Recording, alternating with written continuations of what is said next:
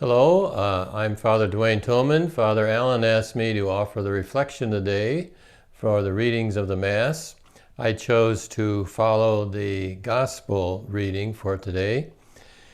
The Gospel today has two parables, and Jesus is teaching us about the kingdom of God. These two parables precede the parables we heard yesterday at Sunday Mass in the 13th chapter of Matthew. Throughout the Gospel of Matthew, he is trying to teach us about the kingdom of God. And in the 13th chapter, he has collected together many different parables of Jesus. Matthew chapter 13 is the center of the Gospel, and because it is the center, that's telling us this is very important. So in this chapter, as you know, Jesus is teaching us about the kingdom of God and using parables. I think it's really interesting that it just so happens that today, Monday, the two parables are about leaven and are about mustard seed. It just so happened that last evening I made some strawberry shortcake, and the recipe called for 2 teaspoons of baking powder, which I thought was quite a bit. But in comparison to the flour and the shortening and the other things that go into the dough, those 2 teaspoons of baking powder were a very small percentage. And as you know, had I not put in that baking powder, Father Allen's shortcake would have been pretty flat and hard. The other image that Jesus uses to talk about the kingdom of God is that of a mustard seed. There are many different types of mustard plants, and of course that's where we get our many different types of mustard. The only mustard plant I am familiar with is what we call the wild garlic mustard, which here in the Midwest is an invasive weed and is really becoming quite a problem. If you had these mustard seeds in your hand, you wouldn't be sure really if that's a seed or if that's just dust. That's how tiny those seeds are.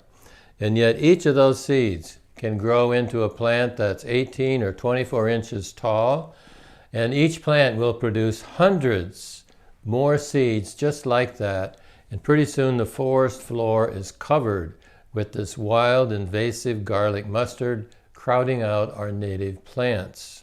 So I do not have positive feelings about this particular type of mustard plant. But Jesus, of course, is talking about a different mustard plant he's familiar with, also tiny seeds that grow into a shrub, which really would hold a bird as he describes in the Gospel. And he has positive feelings about this mustard plant, so that's the direction we will go. The point is that something small can make a big difference. So maybe Jesus is trying to tell us about our faith and how our faith is powerful within the kingdom of God. Think, for example, of faith in your own personal life. You may think your faith is not that big a deal. You may feel your faith is very natural. You may even take your faith for granted. But yet consider, what difference does that faith make in your life? Does it give you a whole vision? Does your faith help you to make moral decisions? Does your faith help you to think about the issues that we face these days? Is your faith helping you to navigate this whole new thing we call a pandemic?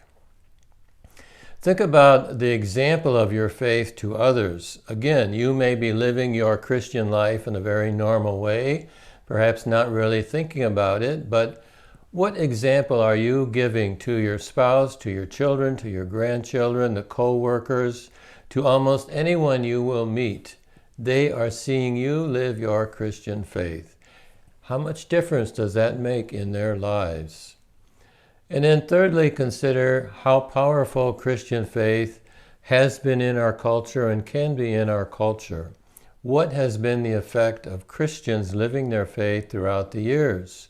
How has our Christian faith influenced our society and our cultures over actually many centuries? So I think the point is that we should not lose hope. We should not think our faith is not important. Our faith is very important. It is very powerful, and it can surely make a difference in the lives of others.